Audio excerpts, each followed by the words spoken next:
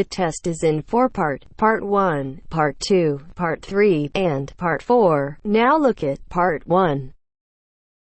Part 1. You will hear a man arranging to get a telephone connection. First, you have some time to look at questions 1 to 4.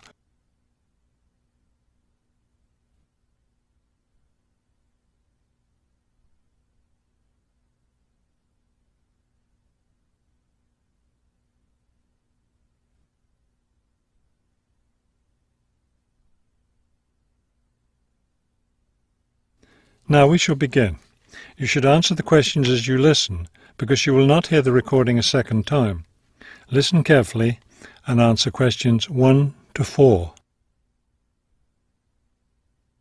This is the ClearPoint Telephone Company Customer Service Office. My name is Ms. Jones. How may I help you?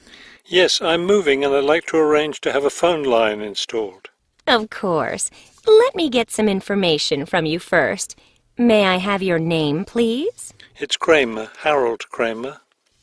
And would you spell your last name for me, please? Kramer. M-E-R. Got it. Okay. Could I have the address where you'd like to have the telephone connected? That would be number 58, Fulton Avenue, apartment 12. Is that a business or a residence? A residence. It's my new home address. Then the type of phone service you want is residential, not business? Yes, it's for my home. All right, fine. Now, let me get your employment information. Who is your current employer? I work at the Wrightsville Medical Group. Then your occupation is doctor? No, I work for the doctors. I'm the office manager.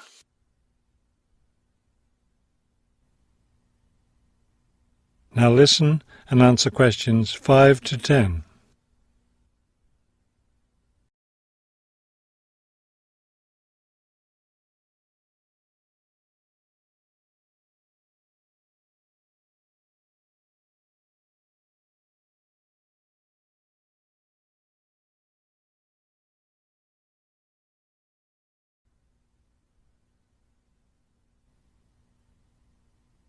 Now listen and answer questions 5 to 10. Okay. And could I have your work phone number? It's 637-555-9014. 9014. Great. Just one more thing. I need to know how long you've been at your current job. I've been working there for quite a while now. Let me see. 9, that's right, 9 years. Okay, good. You've been there long enough, so I don't need to ask about any other work history. Now, in addition to our basic phone service, we have several special services available. Could you explain them to me? Most customers opt for unlimited long-distance service.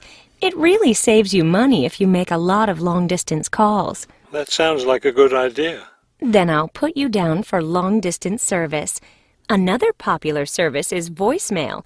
Voicemail takes all your messages electronically, and all it takes is one simple phone call to retrieve them. Voicemail. No, I don't think so. I have an answering machine to take my messages. It's old, but it still works fine. We also provide internet service if you're interested in that. I am. Please put me down for internet as well as phone service. Right. Okay, I think we're almost finished. I just need to schedule a time for the technician to go to your apartment and do the installation. Let me see. What about next Tuesday? Would that work for you? No, not Tuesday. I'll be at a conference all day. Wednesday would work, though. I'm afraid I won't have any technicians in your area on Wednesday. I could send someone on Friday. That would be fine. What time of day works best for you, morning or afternoon? Morning would be best. All right then, it's on the schedule. Do you have any questions? No, I don't think so. Thank you for calling ClearPoint. That is the end of Part 1. You now have half a minute to check your answers.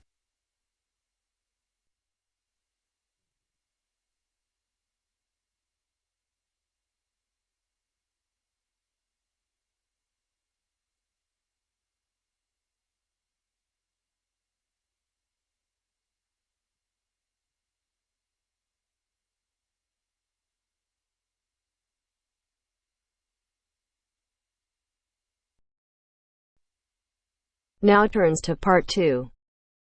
Part 2. You will hear a lecturer discussing the possibility of creating nuclear fusion. First, you have some time to look at questions 11 to 15.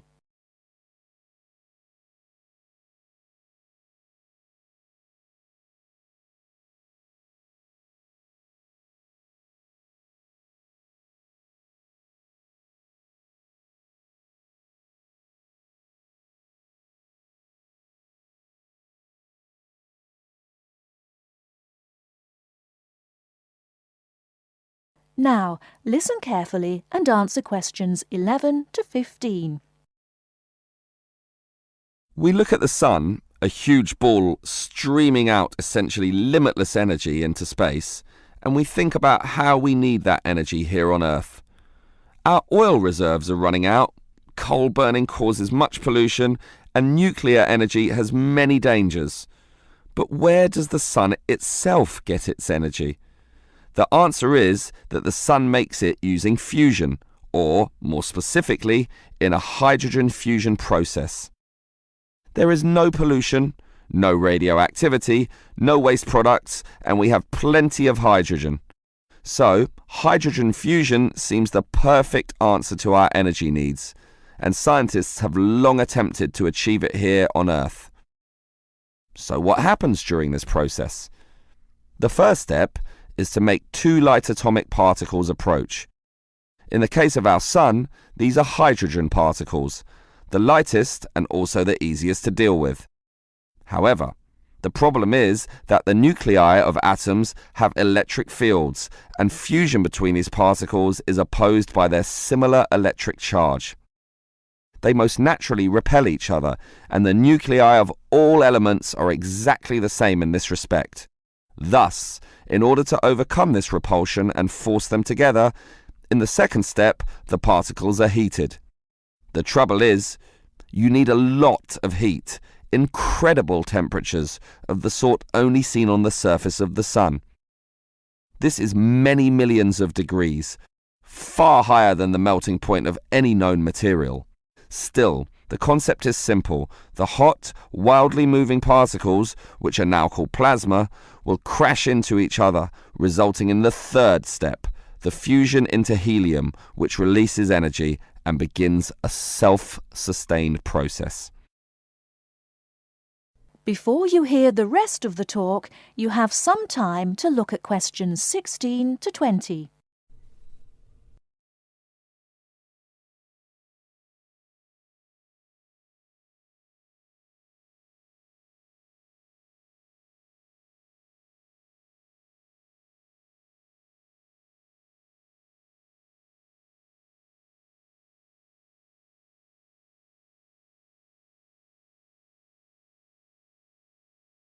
Now listen and answer questions 16 to 20. So, we know how fusion works. Thus, the big question is, can we create it here on Earth? We actually have the technology to superheat hydrogen into plasma, but no container on Earth can deal with those temperatures. Thus, we need to confine this superheated material so that it doesn't touch anything. For that, we need a special reactor, and most research has focused on an apparatus known as a tokamak system. That's Tokamak, an acronym from some Russian words meaning toroidal chamber with magnetic field. It's an apt name, since a very powerful magnetic field is used to confine and suspend the super hot plasma in the air so that it doesn't touch anything. This is possible only because this plasma has an electric charge, which interacts with the magnetic field. Of course, the walls of the fusion vessel will still get hot, very hot, and to avoid being melted, they must be cooled with a cryogenic system to intensely low temperatures. But now we are faced with the second problem. If we are to draw power from this system, the reaction must be continuous and controllable. However, when fusion begins, the plasma becomes unstable, and at these temperatures, that is a very serious situation.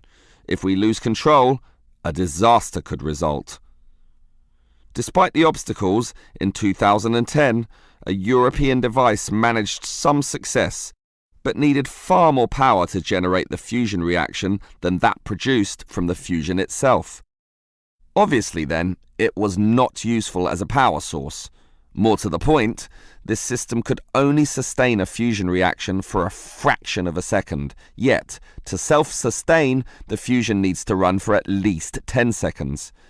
And the future looks bleak.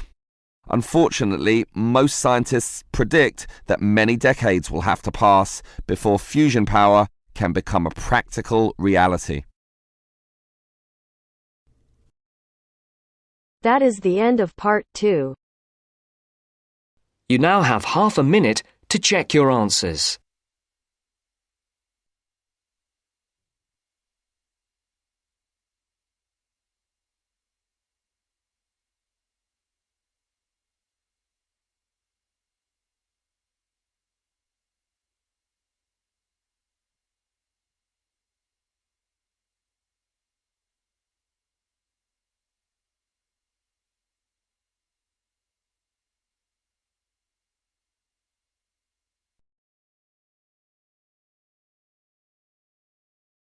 Now turns to part 3. Part 3. You will hear some students discussing an assignment about zoos. First, you have some time to look at questions 21 to 25.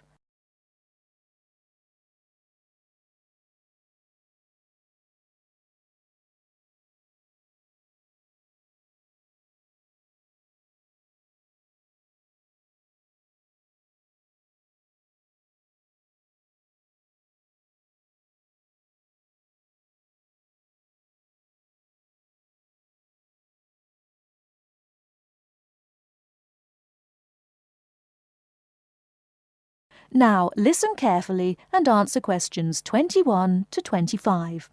How are you doing? Fine. I've just come over to talk about this assignment on the function of zoos.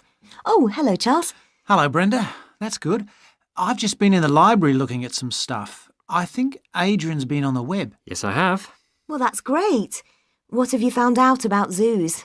I've been looking into the history both of zoos and of keeping animals generally. I didn't think we had to do that. Yes, it was one of the topics we had to research. We definitely need to cover it, even if only briefly, I think. After all, people have kept animals for recreation and pleasure for centuries. The ancient Egyptians kept collections of animals, and of course the Romans kept animals for recreation. Ah, the Romans. That brings us to the general question of the treatment of animals and the mistreatment of them. Yes, but that's not our topic. We've been told to keep off that. Now, where were we? Our assignment is concerned with the purposes of zoos in general and in our modern era. We have to cover the history, but not in great depth. Our main focus is the scientific aspects of zoos and the work they do for conservation and so on. We mustn't forget the question of who pays for them. Zoos are hugely expensive places to run nowadays. There are the costs of feeding the animals, obviously, and security for the animals and the public. What happens if they escaped and so on? We have to ask what benefits we get from this. Adrian, I don't think you'll find we have to do that kind of thing at all. But I've been looking into all that and the social benefits of zoos. What I mean is, that's not part of this assignment.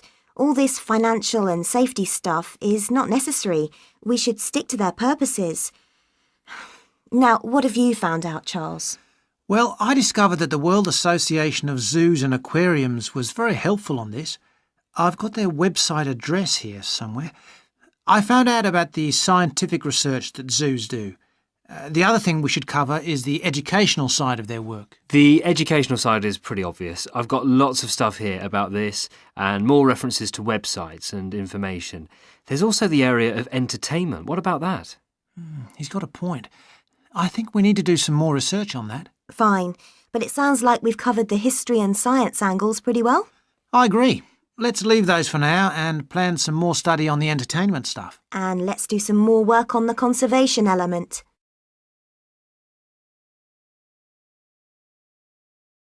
Before you hear the rest of the talk, you have some time to look at questions 26 to 30.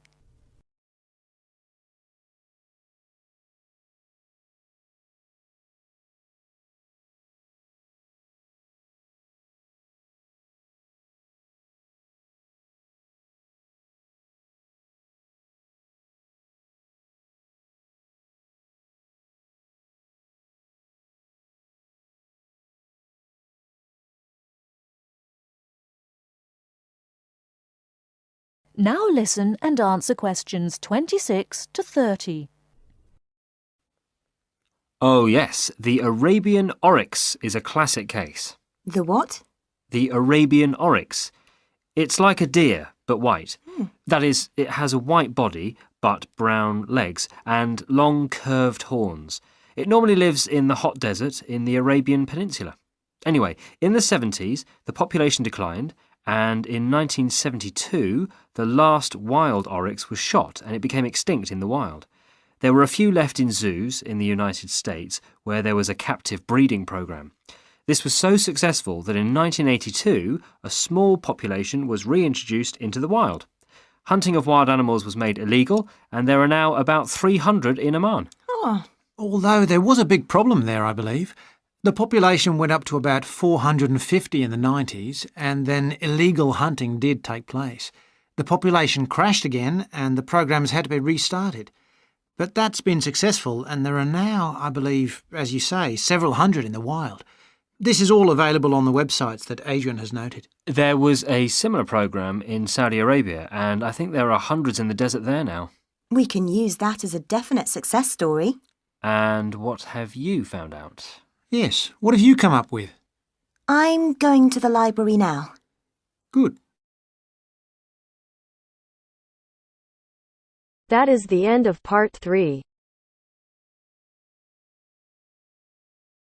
You now have half a minute to check your answers.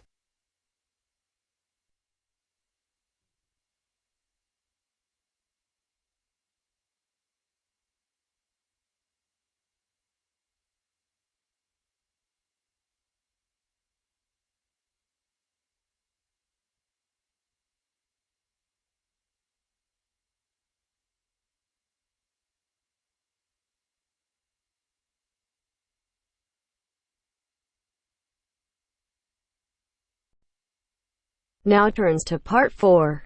Part 4. You will hear 3 students discussing exam techniques with their tutor. First, you have some time to look at questions 31 to 40.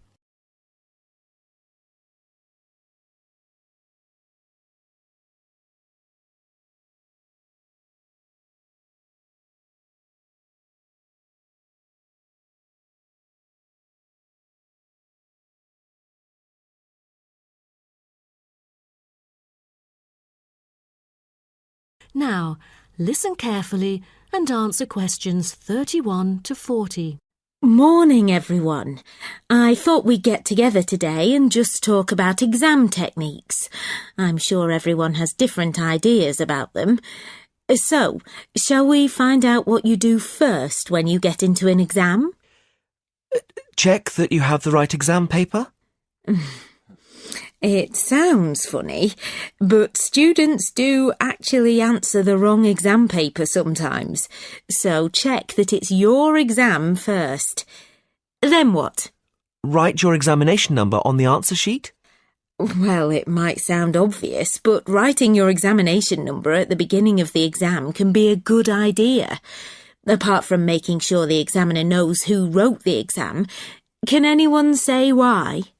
It can help you relax? Yes, that's right. Doing something easy like that gives you a chance to calm down. Right, so what do you do next? Read the questions carefully? Well, before you read the questions, what should you do? Read the instructions. Yes, you should read the instructions next. You need to know how many questions you have to answer and whether you have to answer all the questions or only some. What other important information do you need to check before you start? How much time you have? Yes, Jerry's right.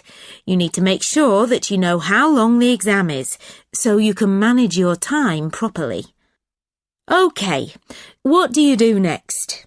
Read the questions? Yes, it's very important to read the questions, not just once, but several times. I usually make a few notes when I'm looking at the questions. Sometimes a question looks easy, and then when you start writing, you realize that it's actually more difficult than you thought. Yeah, but you don't want to spend too much time writing notes. No, but it's a good idea to jot down a few ideas to see if you can remember the arguments for the topics you studied most. Once we've decided, is it better just to start at the beginning and answer the questions as they appear on the exam, or should we start with the easy questions? Well, I start with the questions that I know better and leave the ones I'm not sure of for the end. That's what I do. But I still keep an eye on the clock, especially when the questions are all worth the same number of marks. Mac's right. If you write one very good answer, but it's only worth 30% of the marks, you still lose the other 70% on that exam. So it's better to write our main ideas for a question, even if we don't have time to answer it properly. Yes, absolutely. We can't give you marks for writing nothing. But if you give us your main ideas, we can give you some marks. Oh, really? I wish I'd known that in my last exam. I spent all my time writing a long answer to one of the questions and didn't get round to the other two. I didn't understand why I got such a low mark. Yeah, that's what happened to me. Luckily, my tutor explained it afterwards, so I never did that again. That is the end of part 4. You now have half a minute to check your answers.